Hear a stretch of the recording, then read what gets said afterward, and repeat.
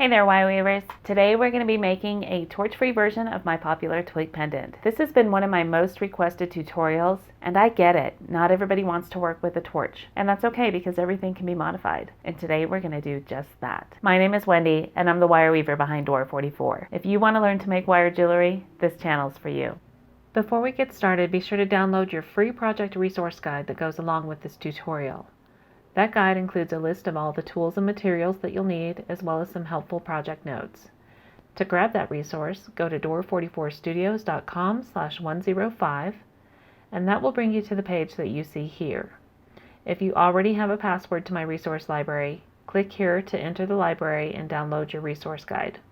If you don't have a password, click here instead, then follow the instructions to get a password, which you'll receive immediately after completing the password request form. Then, to get access to the library, enter your password in here and click enter. Once you're in the library, you'll find that all of the resources are listed in chronological order with the most recent file at the top. This project resource is going to be number 105. Just look for it near the top of the page, then click on the link and your resource guide will download immediately. Today we're going to be making this simple variation of my original twig pendant, which has bald ends, and I know a lot of people aren't comfortable using a torch, so I'm going to show you how you can easily modify this design. It's a really simple change. We're going to increase the length of our core wires just a bit, but we're using the exact same materials, and everything is essentially the same up to the point where we get down here to the bottom, and we're going to go ahead and form these pretty little curls here. Again, I'm using the same material, so this is the same 8 by 20 millimeter drop bead, and you can use any kind of drop bead. Any size will work. I do recommend for the pendant that you do a bead at least this size, because we're shaping the ends on these. You need a larger bead that's going to be able to accommodate that extra bulk around the bead. And then of course we're using 28 gauge weaving wire, and I just have a full bobbin of weaving wire here. You will need more weaving wire than what's specified in the original tutorial, so keep that in mind. But if you work off of a bobbin, it's not a problem at all. You'll always have enough wire. And then for my core wires, I cut these to 7 inches. So I specified in the original tutorial 5.5 inches, and that's if you're going to be balling the ends with a torch. But if you're going to be shaping your ends, give yourself an extra 1.5 inches or so, or 2 inches even, if you feel more comfortable. It's better to have a little bit more wire than not enough. So if you think you're going to have trouble shaping your ends, or you're not quite sure how you want to shape them and you kind of want to play around with them a little bit, give yourself some extra wire. But I found that 7 inches works pretty well. And then the first thing we're going to do is I'm just going to form a small loop on the end of one of my core wires.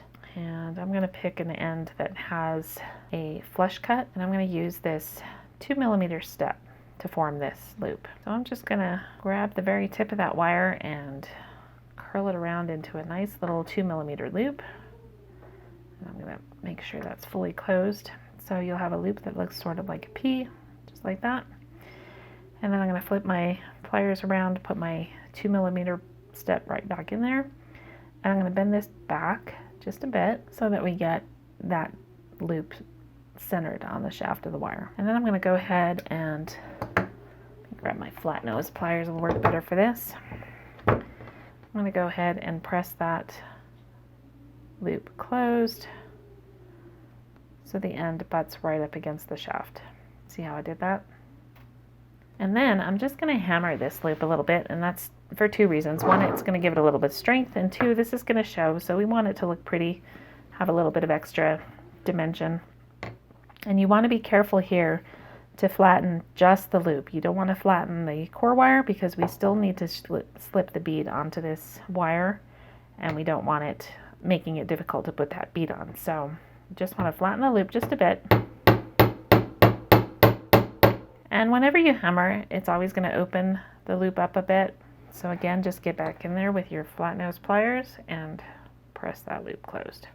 It's very windy outside today, so if you hear some wind noise, that's what that is. All right, so now that we made our loop on our core wire, the next thing we want to do is we want to mark the point where we're going to begin our weave. So again, I'm going to do just like I did in the original pendant. I measured 2.5 inches from the tip of the ball. In this case, I'm going to measure 2.5 inches from the top of our loop. So I'm going to position that the top of the loop right there on 0. So I did that, and up to 2.5. And this is going to give us a pendant that is about 2 3/4 inches long.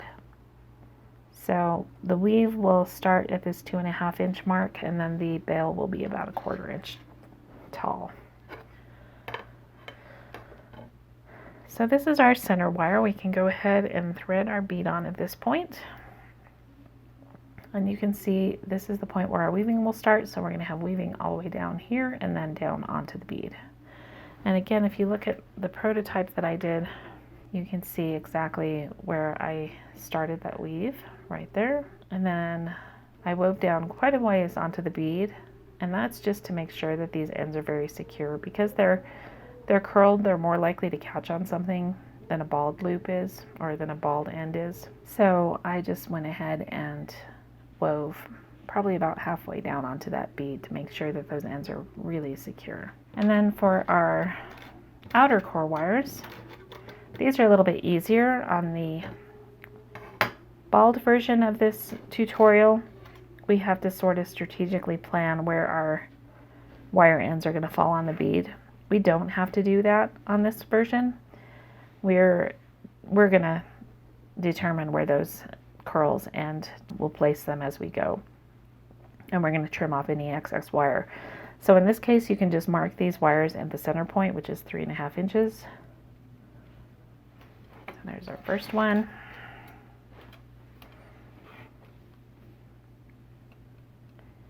And our second one. So in that regard, this torch-free version is quite a bit easier to make than the original.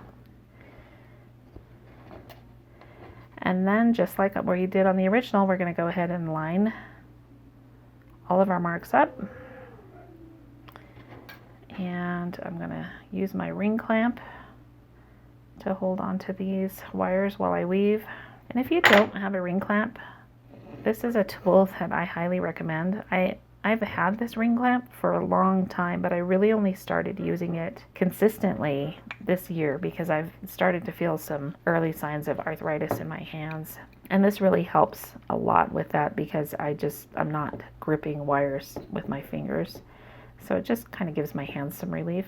And then once we get everything placed, I'm just going to use my nails to push those wires in. We want these core wires to be lined up neatly and parallel with that center wire, and then you see how they're just gonna flare out around the bead. So that's exactly what we want to begin our weave. And right now we're ready to start weaving. So this is the modified version of the 3-core figure 8 weave, and I have a tutorial for that weave if you're unfamiliar with it. Just look right up here in the upper right hand corner of the screen, and I will link to that video for you. I'm going to go pretty quickly here, so if you're not familiar with that weave, go ahead and give that video a watch, and that'll tell you everything you need to know to do this. But I'm just going to go ahead and begin my weave like I always do with a lashing pass. I'm going to lash each of those 3 wires with a single wrap around each wire. The reason I do that is so that I know where I started my weave and what the back of the weave is, because when I do that on the back of the weave, can you see how we cross over 2 wires in the back, whereas in the front we have just a single wrap around each wire? So that crossover in the back tells me where the back of my weave is and where I started it. Now, where I started the weave isn't as much of an issue in this particular case, but if I were weaving something like a bracelet and I put it down and came back to it, I would be able to tell immediately what the front side is, what the front back side is, and which side is, the left. I'll be able to tell the left from the right. Okay, so we've got our lashing weave. Now we're just going to go ahead and begin our modified figure 8 with 2 wraps on the outer core wires. And then, as always, I'm going to go ahead and move my ring clamp down as I work, and I'm going to go ahead and just slide those wires, those core wires, back up so that those marks are lined up evenly. And to do that, just kind of grab the wires and wiggle a bit. If you need to, you can just grab on with either your flat nose or your chain nose pliers, and just kind of twist and wiggle until you get those marks all lined up. And that looks about right there. So I'll put that back in my ring clamp, and I will carry on with my weave. And I'm just going to reposition my ring clamp again. Looks like my wires stayed in position this time. They're all still lined up nice and neatly. So nothing needs to be adjusted there. And just reposition my clamp. I want to keep it close to the end of my weave at all times, and that just helps stabilize your core wires and keep everything nice and straight and neat. Just makes it a little bit easier to weave. And then I'm just going to carry on the weave exactly where I left off. Just pick up that pattern right where you left off and keep on going.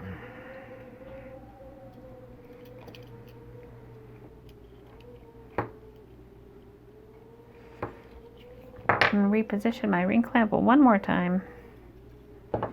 And it looks like this time one of my wires did slip a bit, so I'll pull that back down into position.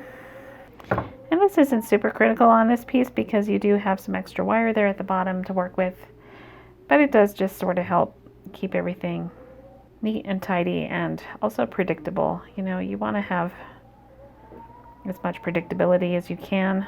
Whenever you're working with wire, there's a certain amount of spontaneity that you just can't get around. But, you know, you can kind of control things to an extent. So it is a good idea to try to keep everything neat and tidy and keep your marks lined up, just so you know exactly what you're dealing with when you get to the end. And there we go. So now that we are at the bottom, our bead is nice and secure. There's no wiggle room there. I'm going to go ahead and, just like on the other original one, I'm going to do a couple of wraps around the bead, center core wire. We're just going to go ahead and leave our bobbin on because we're going to need some more weaving wire here. But now that the weaving is finished, this is where the magic happens. We're going to go ahead and create our twist.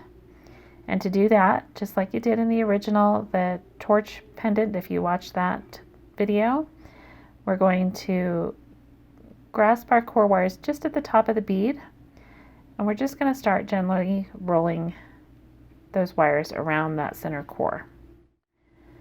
And just keep twisting as much as you can. This takes a little bit of practice and it feels a little awkward at first.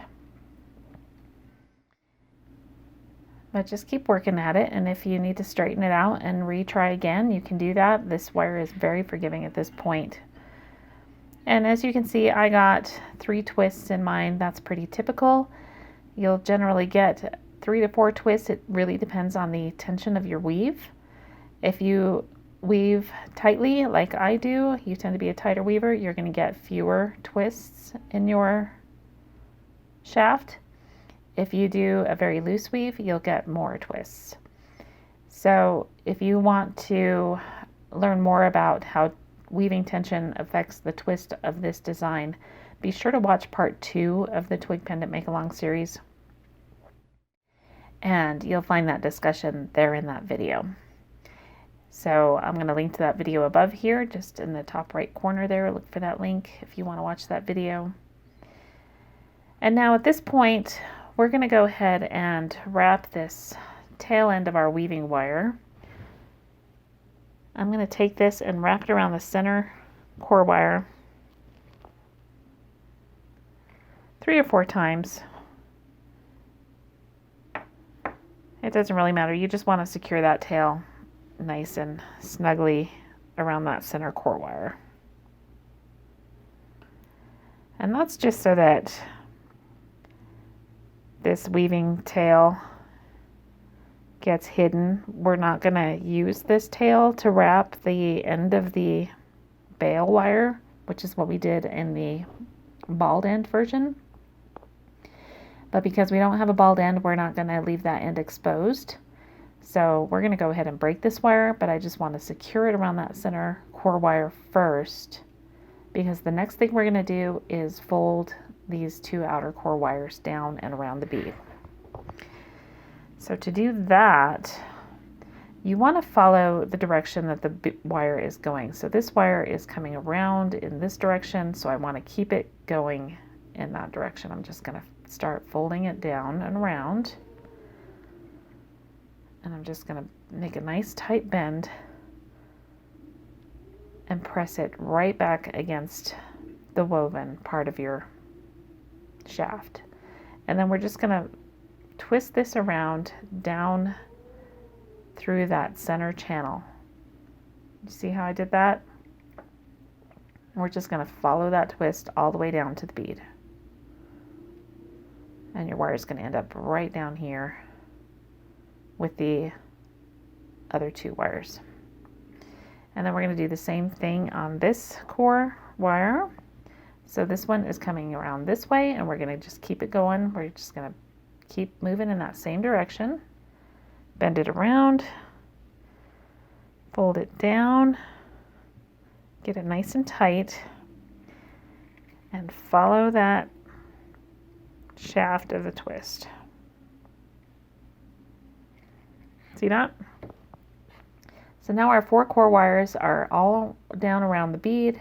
Everything is nicely spaced.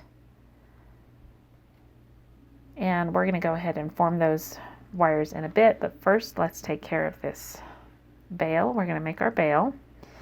So this wire, because we're not going to use that tail, you can go ahead and break it. And to do that, just get in there with your thumb if you can. Press that wire tight up against the center core shaft and break it. And now we want to go ahead and form our bail. So you can pick which side you want it to be the front. It doesn't really matter at this point, but just pick one side or the other. I like to keep the front and the back. I make this point where we have our wire coming down and around. So you don't really want that to be the front. This is a little bit more interesting to look at than that view.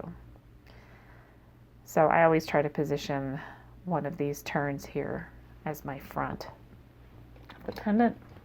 And then I'm going to get in there with, I'm going to use my stepped bail making pliers, and I'm going to use this 2mm step. I'm going to put that right behind the core wire. And can you see I'm not all the way down against this bend? I don't want to make the bottom of my bail too close to the weave, because I want enough gap that I can get a couple of wraps of wire in there, 18 gauge wire. This is where we're going to secure the loop for our bail. So I'm just going to create a little bit of a gap there, and I'm just going to tip that wire back just a smidge. See how I did that? Not a super sharp angle. I just want it back enough so that when I bring this loop around, it's going to be centered around my bail is going to be centered over the shaft of the wire. And I'm going to use this 4mm step for my bail. Now I happen to know that the chain I'm going to use is under 3mm wide, so it's going to fit comfortably in a 4mm bail. If you have a thicker chain, a heavier chain that you want to use, or you're going to use something like a beaded cord, you may want to go ahead and step up to the 6mm bail. Just measure the width of your chain and make sure that it's going to fit comfortably in one or the other of these two. In my case, I'm going to go ahead and use the 4mm. So I'm going to position that 6mm step right there at the crease of that bend. And I'm just going to start rolling this wire around the 4mm step 2 times. And just rotate your pliers to do this. And you may need to take them off and reposition them.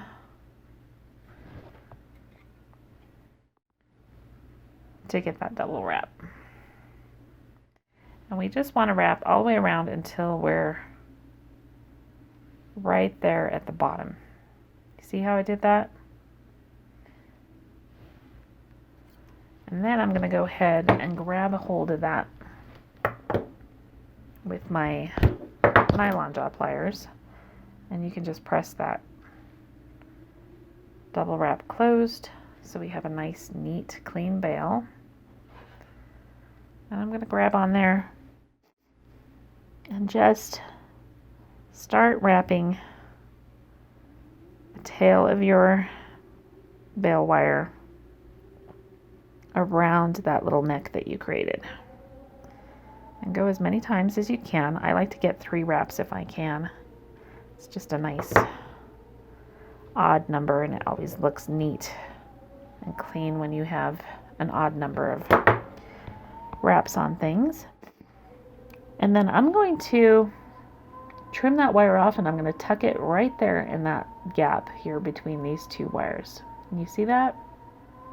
And that end's going to be tucked up in there nice and neatly, so it won't snag on anything and it won't be visible. And remember, whenever you're using your flush cutters, you always want to have the flush end of your cutter facing the finished end of your wire. So I'm going to just get in there and trim that off. And then I'm going to use my chain nose pliers.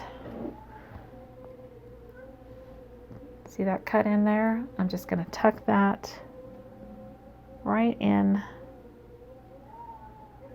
up against that. And we have a nice, clean, neat finish. Nothing is... Now, if you notice, my bail did sort of turn on me a little bit while I was doing those wraps. So I'm just going to grab my nylon jaw pliers again, and I'm just going to rotate that around. So now my bail is facing the right direction, and I'm going to make sure that cut end is nice and tucked up in there.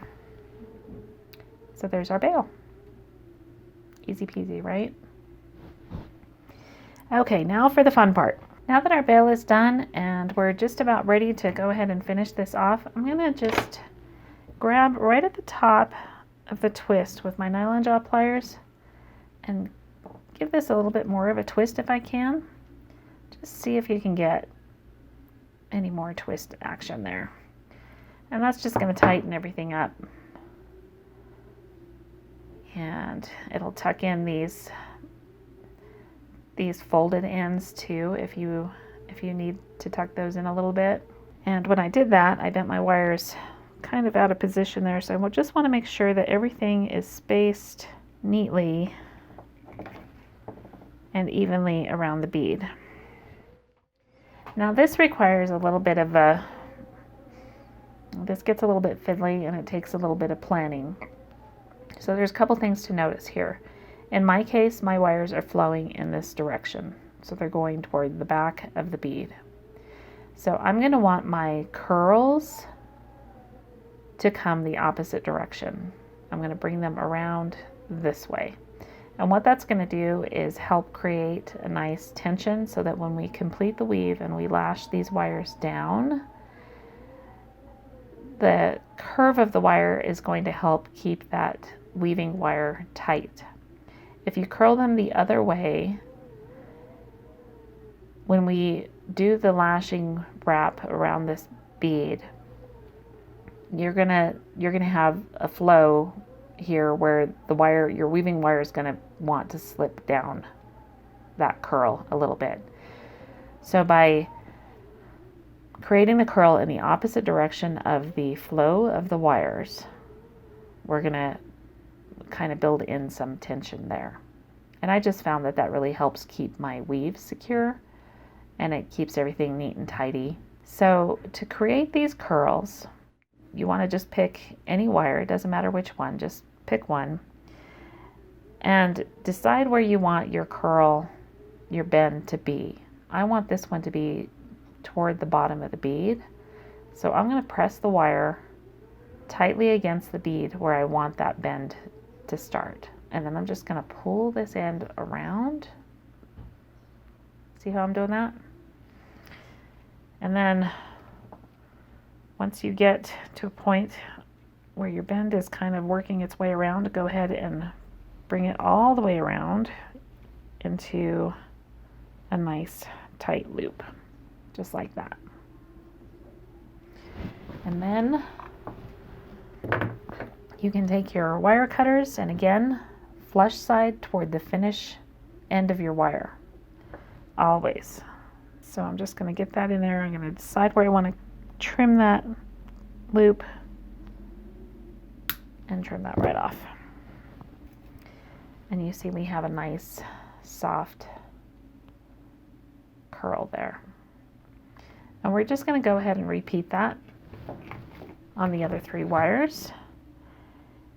The only difference is you want to position these so that they don't all fall in the same place. You kind of want to stagger them around the length of the bead. So this one I made a little bit longer. I'm going to make this one shorter, so I'm going to press my wire up here, up above this curl here, and I'm going to start that curve.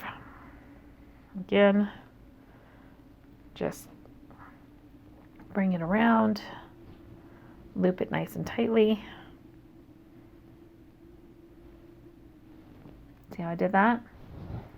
And then get in there with your wire cutters and trim it off. And this creates nice, soft, organic curves. Notice that we don't have any straight ends there. We're just letting these wires softly loop around.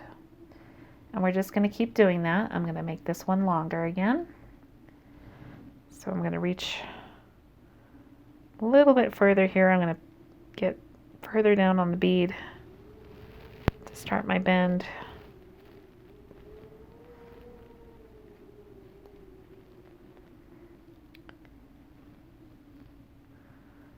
And again, nice tight curve.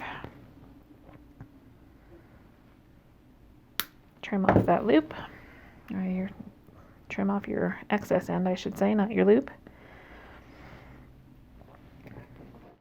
And this one we're going to make a little shorter, so right about there. I want it to fall between these two somewhere. So we're going to bring that around right about there, and that looks good. And just keep looping around. Do you see how I did that? I'm just creating a nice, pretty tight loop. You don't want your loops to be too big because your bead's not very big, so you just don't want to cover too much of the bead with a big fat loop. Again, flush side of the cutters toward the finished end of your wire. Cut that off. And there we go. And now you can see we have this nice sort of staggered effect around the bead where no 2 wire ends are the same length. See how that worked? All right, now to finish off the lashing, we're going to go again in the opposite direction of the flow of the core wires. So our core wires are going this way. They're flowing around the bead this way. So we're going to bring our lashing wire around this way. And again, that's going to create a nice tension that's going to help keep your weaving wire secure and in place. And to do this, you just want to go under the first wire that you want to lash around. And this one happens to be one of my bare core wires. So I'm just going to use my thumbnail to kind of hold that in place exactly where I want it to sit. And I'm going to come over, see if I can get around there, and around that wire. So I just made one loop around that. Can you see that? And then we're going to go under this next wire, over and around. And it's these bare wires you kind of have to hang on to get them positioned. Just kind of use your thumbnail there to push them into place and go over and around. And once you get that first lash around it, that's pretty much going to hold it where you want it, and you don't need to do that again. And we're just going to keep going all the way around the bead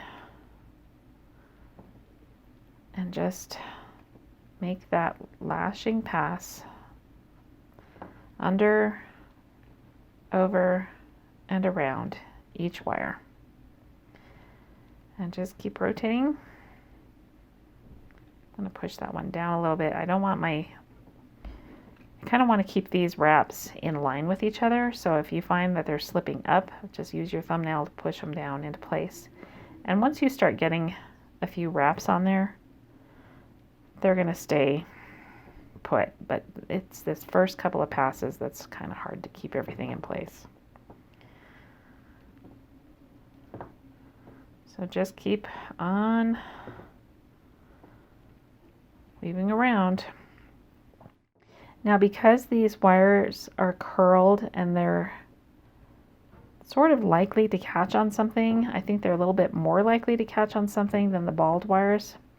I'm gonna do a lot more lashing on this version than I typically do on my balled end version. So I'm just gonna keep on lashing until I get to a point where I feel like all of those 4 core wires are nice and secure, and they're not going to get caught on anything, they're not going to snag on something, come loose.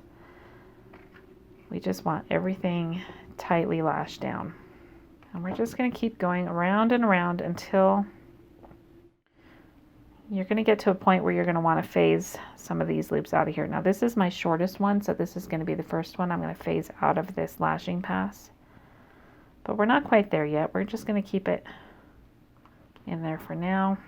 And around we go. Okay, that's probably going to be the last one I'm going to do on that short wire. So what I'm going to do now is I'm just going to start skipping that wire, but we're going to continue lashing these other 3 a little bit further down until they're nice and secure. So there's that short one again. I'm just going to go under it, but I'm not going to go around it. I'm going to go on to the next one. So now I'm just lashing 3 wires in each pass.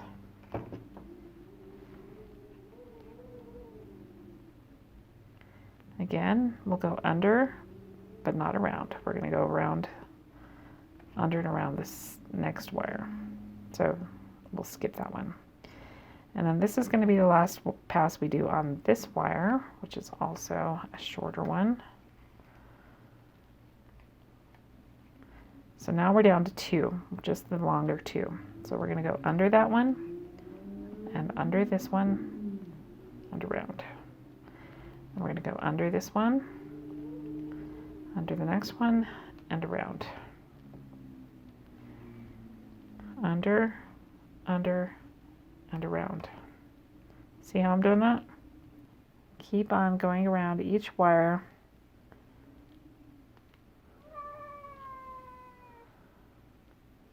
Excuse Rose, she's whining. And I think I'm going to finish off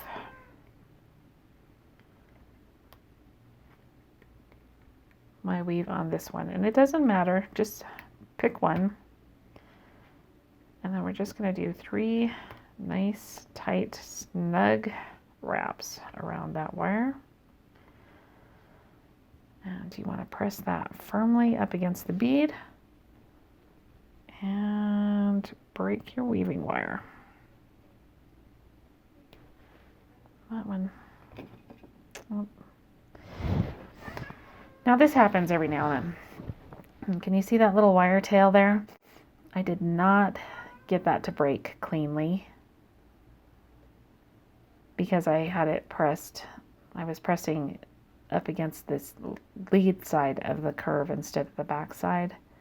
So the wire didn't break there, it broke up here where there was pressure between the bead and the wire. So in this case, I'm going to get in there with my beading awl. And we're just going to coax that little wire tail up. And I'm going to trim it sort of down into that curve because I don't want that end poking up above the weave. I don't want it anywhere where it's going to catch on anything. And then just make sure everything's tucked in neatly. And you can't feel any sharp ends there. So that's, you know, every now and then this breaking trick that I use to break my wire weaving, or my weaving wire. It doesn't work 100% of the time. Every now and then you'll still have to trim a wire, but this trick allows you to avoid that about 95% of the time, maybe more, maybe 99% of the time. All right, now the last thing we want to do is make sure that all of these curls are tucked in, the ends are tucked in. And one way that I like to do that is to just press them tight against my work surface. That nice wood, this is a bamboo cutting board, so it's a nice hard surface, but it has some give to it. And that'll just kind of press those curled ends in there. And then make sure you feel everything, make sure there's nothing that feels like it's, see, this end feels a little bit like it's sticking out, just a bit. So I'm going to get in there with, again, no, let's do a different one. I have this pair of chopsticks that have a nice flat beveled edge on them. And I really like to use these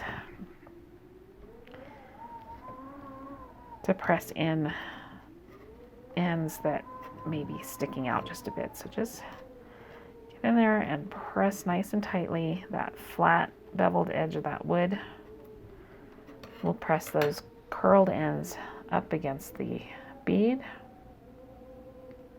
And that one feels just a little bit rough still, so I think what I might do,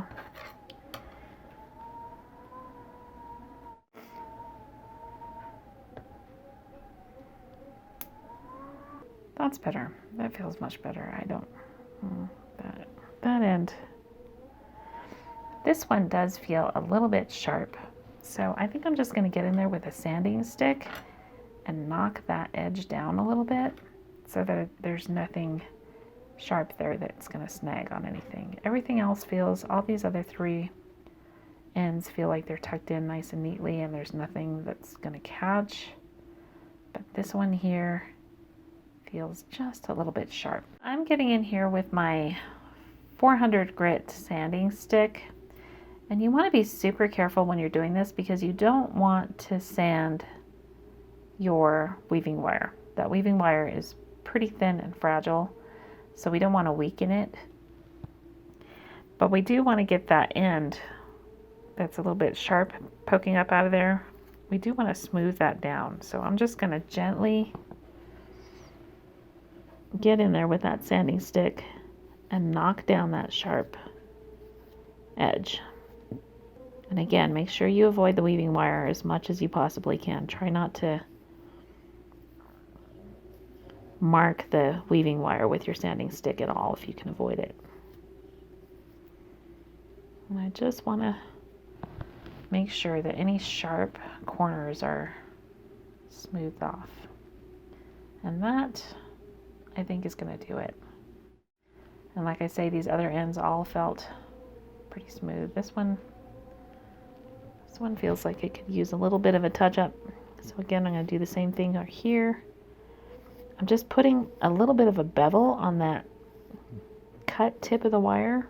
And I generally don't like to do any kind of sanding once I've done weaving, if I can avoid it, because this will damage your weaving wire if you get in there and sand your weaving wire.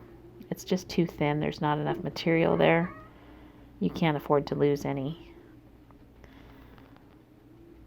But in this case, I just want to make sure that we get that sort of sharp corner off of there. We don't want it snagging on clothing or anything like that. That feels better. And these two longer ones feel fine. There's nothing there. It's a little bit easier to position these longer pieces up against the bead because obviously you've got you're on the thicker part of the bead. So it's easier to sort of get that wire to conform to the shape of the bead. Up here in narrower portion of the bead, it's a little bit harder to do that. But there you go. That's it. Your pendant is complete. Now you can, if you like, put some beaded dangles on here. And you can also notice that my bail and my loop are in line here. If you want that open part of the loop facing forward, just go ahead and grab a hold of that loop with your flat nose pliers and give it a twist so that it's facing forward. So now, there we go. So now you can see that loop from the front of the pendant. And like I say, you can add some beaded dangles on there. I'll go ahead and when I do the finished photos for this pendant, I'm going to go ahead and patina these and finish them, and I'll add some beaded dangles onto one of them so you can get a sense of what that might look like. And if you're interested in learning how to make the little beaded tassels that I make, be sure to check out my marquee earring tutorial series. That's not available in video yet, but it is available on the blog, and I'll go ahead and link to that in the description. That's a fun little basic earring tutorial that, you know, it just kind of gives you some ideas of how to make wrapped loops with beads, beaded dangles, and also how to wrap beads onto wire. So be sure to check that out if you're interested in that. And that's it. Your pendant is complete. I'm going to go ahead and patina these and polish them. And if you want to learn how I patina my jewelry, make sure you check out my 7-step patina process video. Again, I'll link that right up here. That is a great video that will walk you through my entire patina process. And it also includes a free checklist that you can download from my website. So be sure to grab that. That's going to help you gather all your tools and materials for setting up your patina process. And it's also going to walk you through each step so that you don't miss any important steps. That's it for today, wire weavers. I hope you enjoyed today's tutorial. If you did, please be sure to come back next week. And until next time, go make something beautiful.